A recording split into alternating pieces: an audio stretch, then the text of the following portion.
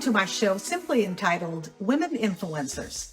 I am Veronica Malolas, CCIM, founder and CEO of Capstack Commercial, a commercial real estate company serving the greater Orlando area. Today's guest is Kortney Ross. She grew up in a small town in Tennessee, became a music teacher, and post-pandemic, she became the founder and podcaster of Next Gen Work Culture, a company and podcast that help leaders support working parents so they can create a workplace that attracts and retains the best people. An episode not to miss. Please don't forget to hit that thumbs up button and subscribe below. I welcome your comments and please share with someone who can benefit from this podcast. Hi, Kortney. How are you today? Hi, I'm great. How are you? I am good now that I have you on my show. If you don't mind, I just want to dive right in and ask you to share your story, how you grew up in your environment and how you got to where you are today. Absolutely. Yeah. So I grew up in a very small town in Middle Tennessee. I was born to my parents and they were only 18 years old. So just right after they graduated high school. So, I was in 18 years, I would become the first college graduate in my family.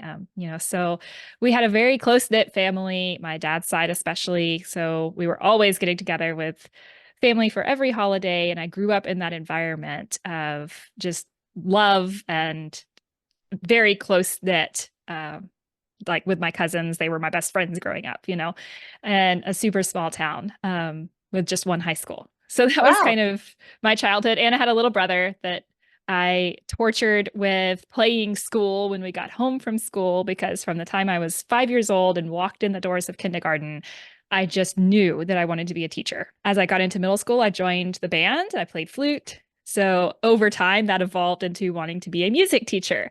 And that was what I had other than a very short stint in there where I thought I would be a pediatrician or a NICU nurse. And then I shadowed my aunt for a day in the NICU and decided, no, don't want to do that. Went back to wanting to be a teacher. So sometime in 8th grade, I changed my mind for a few months. But other than that, I always wanted to be a teacher. So I went to college for that, became a music teacher right outside of Music City, USA, right outside of Nashville, Tennessee. So that was so much fun. I got to take the kids on lots of fun field trips. I rebuilt the whole music program, got lots of grant money and did lots of scholarships and fundraisers and stuff to really give the kids as many musical experiences as I possibly could. And I loved that. And then we moved to East Tennessee and I taught at a very small K through 12 rural school, super, super low income area, and all like 500 kids in a K through 12 school. And I was teaching all of them because I was the music teacher. So I taught high schoolers in the morning and pre-K after lunch. It was crazy, but it was really fun. Wow. Well, I had my own kids and then it was a bit overwhelming. And I decided to kind of change careers after that. And now I've gone into building my own business. Wow, that's cool. I help other businesses learn to support working parents. That's amazing. What's the name of your company? Yeah, it's Next Gen Work Culture. And I also have a podcast by the same name. That's amazing. You know what?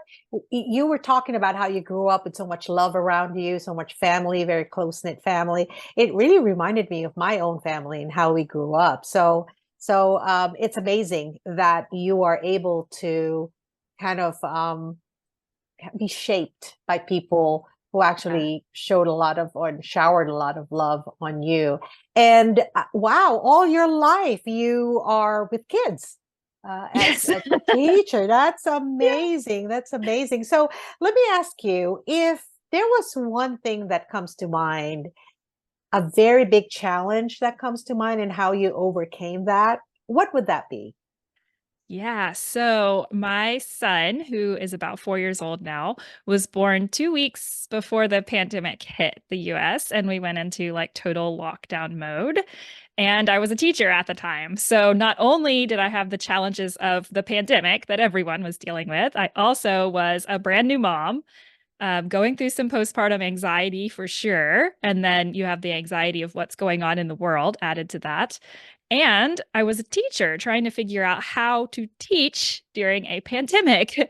And that sort of shortened my maternity leave because I ended up actually kind of going back to work to help everyone figure out what we were doing with this whole new virtual remote hybrid thing that was going on. Yeah. So there was a lot to balance there, and sort of becoming a new person, becoming a mom, taking on that new identity, raising this tiny child, and figure out how to support my students at the Well, same time. and how did you overcome that challenge? It was a lot. So I relied on my husband a lot. I won't lie. He was super supportive and would help with the baby. And he also had the benefit of being able to kind of split up his paternity leave and be able to take time off when I needed to go back to school, so that we didn't have to worry about finding someone else to watch the kids. So it was a lot of relying on him, even though we were also sort of butting heads a lot because we were all stuck in the house together constantly. I'm sure everyone With an had infant that. child. with a baby that didn't sleep. We had a lot of sleep problems with him, and I had mastitis like 6 times with him, which for those that may not know is a infection from breastfeeding, basically, issues. So there was a lot going on in life, and I just kind of had to like lean in on the people who were there, who could support me, which physically in person was really just my husband, but then also, you know, being able to vent on the phone to my mom or my friends or whoever, and just kind of power through, honestly. Oh, that's awesome. A support system is just so very important Yeah. when you're actually in childbearing years. I mean, I've experienced that myself, and if not for my sisters and my husband and my family and even my own Yeah. children, I really would not have overcome the many challenges that frankly everyone gets to experience in life. That's life for Yeah. sure. So, so let me ask you about influence. If there was one thing that you're most proud of that you have done or said that has impacted someone or an organization or even an idea that created other things, what would that be? I am very proud of the business that I'm building right now, which is going to help managers and HR learn to better support working parents. But the premise there is that parents shouldn't have to choose between working or being a parent, especially moms. And we need those support structures in place to help them at work. So I'm really proud of the work I'm doing there to be able to help parents, and especially working moms, um, sort of feel cared about at work and feel seen. And I'm doing a lot of advocacy in that space as well. I'll just share a story about my podcast. I did an interview a few weeks back with a lawyer, sort of breaking down the Pregnant Workers Fairness Act and the Pump Act, which is about allowing women to have time to express breast milk at work. And my little cousin, well, I say little, she's a professional woman now, but she's younger than me. She sent me a very sweet voice memo just after that came out, saying, I had no idea that these laws even existed. Mm. And I've been really struggling in the first trimester of my pregnancy. I just got hired, so I know I'm not going to have any sort of FMLA protections, and I'm not going to be able to qualify for maternity leave. I had no idea that this law existed that's going to give me some support where my managers and my workplace has to give me time off without, firing me, and that they can give me some accommodations if I'm feeling sick. And I didn't know any of that existed, Kortney. And I'm just so glad that you did that podcast episode. And now I know, and I can go and advocate for myself at work. That's great. And this is where I think that for people who are listening out there, sometimes we don't know what kind of impact we can make just by creating an atmosphere of even just awareness. I think Yeah. helps a whole lot of people. So kudos to you. I love that that your, was it little cousin or Yeah, I called her my little cousin, but she's like 24 now, I think. Oh, cool. And imagine if one person was impacted that way. I think that your Yeah. podcast is probably going to impact so many others. So, Courtney, let me ask you, if there was one piece of advice that you could give to our listeners today, what would that be? I would say to be brave.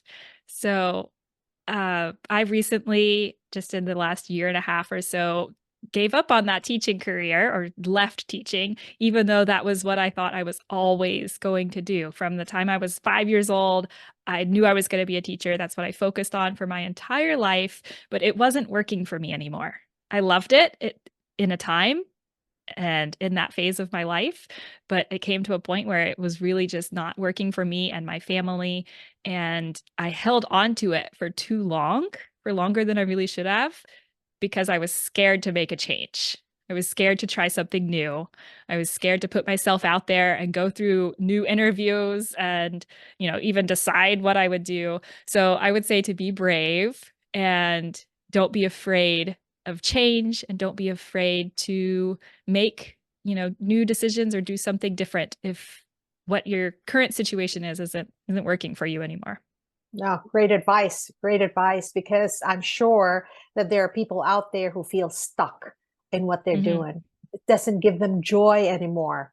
And so it's really people like you and me, for instance, who have done transitioning into another sort of career, that inspire other people, because frankly, if we can do it, they can do it too. Right. Yeah.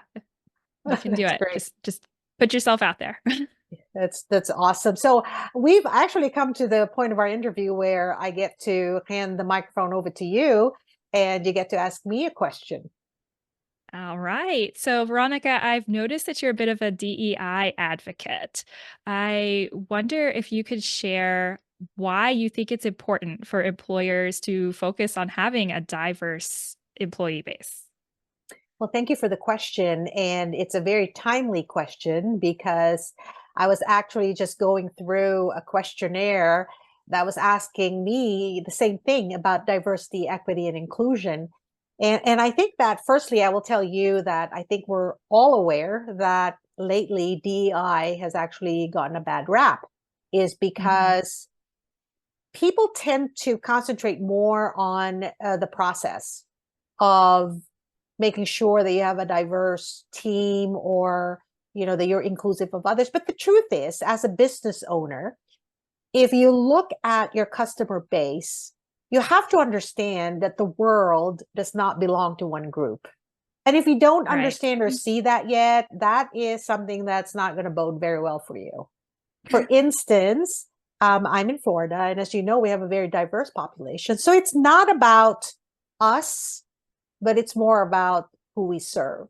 And so if you look around your community and you see a very diverse population, as a business owner, you may be missing out on an opportunity to expand your business, expand your revenues, expand your profit, because you need to understand that there are many types of people out there who might require your service.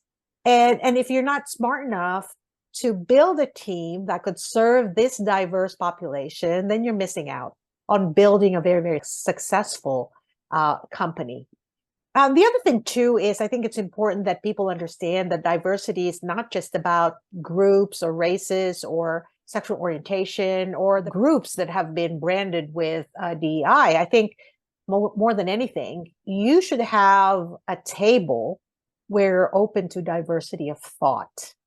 Because thought Yes. leadership is about bringing something to the table that would spark somebody else's imagination, a different perspective. So we talked about this on your podcast, Kortney, and I have 3 layers of, I think, diversity that I'm proud to bring to the table each and every time I'm invited. First, Mhm. I'm a woman. Second, I'm a minority woman. And third, I'm an immigrant.